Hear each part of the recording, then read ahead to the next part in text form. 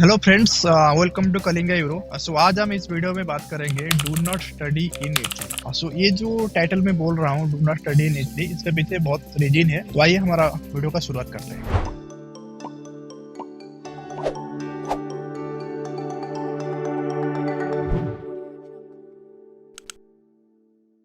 तो पहले मैं आपको बता देना चाह रहा हूँ कि जो लोग इटली को सिर्फ स्कॉलरशिप के लिए चूज कर रहे हैं तो वो वीडियो को एंड तक देखिए। सपोज आप इटली आना चाहते हैं लेकिन आपके पास फाइनेंस सफिशिएंट है तो आपको स्कॉलरशिप नहीं मिलेगा तो आपको कोई प्रॉब्लम नहीं होगा, तो आप ये वीडियो यहीं पे छोड़ के जा सकते हैं क्योंकि आपके लिए वीडियो मायने नहीं रखता है। तो फर्स्ट ऑफ ऑल, जैसे आपका जो मोटिव है इटली आना, ठीक है, पढ़ाई के साथ में आप स्कॉलरशिप के ऊपर डिपेंड है। तो आपको स्कॉलरशिप नहीं मिले, सपोज आप मास्टर्स करने के लिए आ रहे हैं या बैचलर्स करने के लिए आ रहे हैं, आपको स्कॉलरशिप नहीं मिलेगा तो आप वहाँ पे रहना आपको मतलब मुश्किल हो जाएगा। तो फिर इसके कारण तुम्हें इटली चूज करना नहीं चाहिए, क्योंकि स्कॉलरशिप में कभी कभी क्या होता है, आप स्कॉलरशिप आपको नहीं भी मिल सकता है। उसका रीजन क्या है मैं आपको वन बाय वन अभी बताऊंगा। फर्स्ट रीजन क्या है, सपोज अभी हम फर्स्ट ईयर में आ रहे हैं, राइट। जैसे कुछ यूनिवर्सिटी, सपोज आप सपिएंजा यूनिवर्सिटी का आप स्कॉलरशिप ले रहे हैं, वहाँ पे क्या होता है, वहाँ पे कॉन्ट्रैक्ट का जरूरत नहीं होता। लेकिन आप मिलान में आ रहे हैं या पाडोवा में जा रहे हैं या वेनिस में जा रहे हैं या टूरिन में जा रहे हैं, तो डिफरेंट पार्ट का जो रीजनल स्कॉलरशिप है वहाँ पे क्या होता है, सपोज आपको हॉस्टल नहीं मिल रहा है तो वहाँ पे आपको क्या करना पड़ेगा, आपको वहाँ पे हाउसिंग कॉन्ट्रैक्ट देना पड़ेगा, जिसके बेसिस में आपको फुल स्कॉलरशिप मिलेगा। 50% स्कॉलरशिप मिलेगा और रिमेनिंग 50% आपको हाउसिंग के लिए मिलेगा। सपोज आपका जो कॉन्ट्रैक्ट हाउसिंग कॉन्ट्रैक्ट है उसका एक डेडलाइन होता है, जैसे कि यूनिवर्सिटी का पाभिया का डेडलाइन था 31 अक्टूबर। सपोज अभी जो स्टूडेंट्स का वीजा नहीं मिला है या जो स्टूडेंट अभी आकर के पाभिया में है लेकिन उनको कॉन्ट्रैक्ट वाला हाउस नहीं मिल रहा है, तो उनको स्कॉलरशिप क्या होगा, हाफ ही मिलेगा, तो उनको रिमेनिंग स्कॉलरशिप नहीं मिलेगा। तो इस केसेस में क्या होगा, उनका जो एक्सपेंसेस है उनको क्लियर करना या मैनेज करना थोड़ा मुश्किल हो सकता है। तो ये एक रीजन है क्योंकि सिर्फ स्कॉलरशिप पे डिपेंड होकर के आपको नहीं आना चाहिए। और एक सेकंड रीजन क्या है,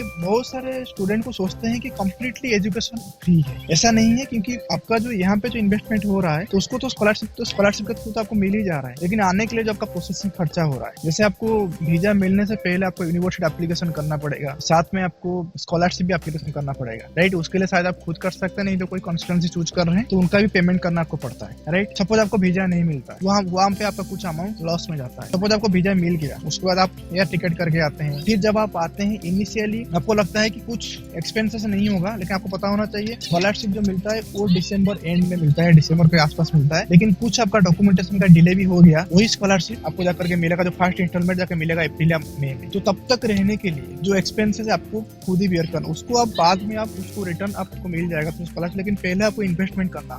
तो इसीलिए हमेशा शुरू से आप प्लान कीजिए कि उस सिनेरियो में क्या क्या हो सकता है, क्योंकि अभी क्या हो रहा है, बहुत सारे स्टूडेंट्स का क्या लग रहा है कि वो प्लान करके आ रहे हैं कि उनको कुछ इन्वेस्टमेंट नहीं होगा। उनके दिमाग में हो रहा है कि या मुझे इनिशियली जाना है, जाने के बाद में 2-3 महीने के अंदर मुझे कितना खर्च होगा, 300 यूरो रूम रेंट हो गया, 900 यूरो, या 2 महीने का रेंट, उसका खाना पीना, तो 1000 यूरो लेकर के आ रहे हैं। तो वहाँ पे क्या हो रहा है, उनको सपोज स्कॉलरशिप थोड़ा मिलना लेट हो गया, तो वहाँ पे वो प्रॉब्लम हो रहा है। लेकिन ऐसा मैं नहीं कह रहा हूँ कि सारे स्टूडेंट के साथ ऐसा हो रहा है, बहुत सारे 70 to 85% स्टूडेंट को सब कुछ ठीक से इजीली मिल रहा है, जो सोच के आ रहे हैं उसी हिसाब से उनका हो रहा है। लेकिन कुछ स्टूडेंट्स है, कुछ भी डॉक्यूमेंटेशन इश्यू के कारण उनको नहीं हो पा रहे, तो उनको तकलीफ सहना पड़ रहा है। इसीलिए आपको प्लान करना होगा आपके फाइनेंस के हिसाब से कि ये तकलीफ आपको सपोज आता है तो आप कैसे मैनेज करेंगे। तो पहले से आपको प्रिपेयर होकर आना होगा, नहीं तो इमीडिएटली आप प्लानिंग होंगे तो क्या होगा, सपोज आप जिस कंस्ट्रेंट्स के थ्रू आ रहे हैं तो उनको इधर आप ब्लेम करेंगे, नहीं तो कोई आपको सीनियर रिकमेंड किया है तो उनको आप ब्लेम करेंगे, नहीं तो किसी को आप ब्लेम करेंगे। इसीलिए किसी को नहीं ब्लेम करके खुद को पहले ब्लेम कीजिए, ठीक है। इसीलिए आपको पहले से रेडी होना है। और थर्ड चीज, आप बोलेंगे नहीं मैं जाऊंगा और पार्ट टाइम जॉब करके खुद को मैनेज करूंगा, ऐसा सोच मत लेकर गए। यहाँ पे आएंगे तो पार्ट टाइम जॉब मिल रहा है, दैट्स फाइन। और लैंग्वेज बैरियर रहता है, ये सही बात है, लैंग्वेज बैरियर रहता है, लेकिन आपको एजुकेशन के लिए कोई लैंग्वेज बैरियर नहीं रहेगा। थोड़ा बहुत आपको एक्टिविटीज के लिए आपको लैंग्वेज बैरियर रहेगा, जो आप इजीली मैनेज कर सकते हैं, क्योंकि लैंग्वेज सीखना एक नया आर्ट है, तो आप इजीली आप सीख सकते हैं। आपको मेहनत करना होगा, आपको सीखना होगा, इसके लिए कोई शॉर्टकट नहीं। और उसके बाद आते हैं कि सपोज हमारे दिमाग में और एक रहता है कि हमें स्कॉलरशिप मिल रहा है और साथ में एजुकेशन मिल रहा है तो हमें इटली जाना ही है। ये जो सोच, इस सोच को भी साथ में आपको नहीं आना चाहिए, क्योंकि आप एक एजुकेशन, आपको स्कॉलरशिप मिला है,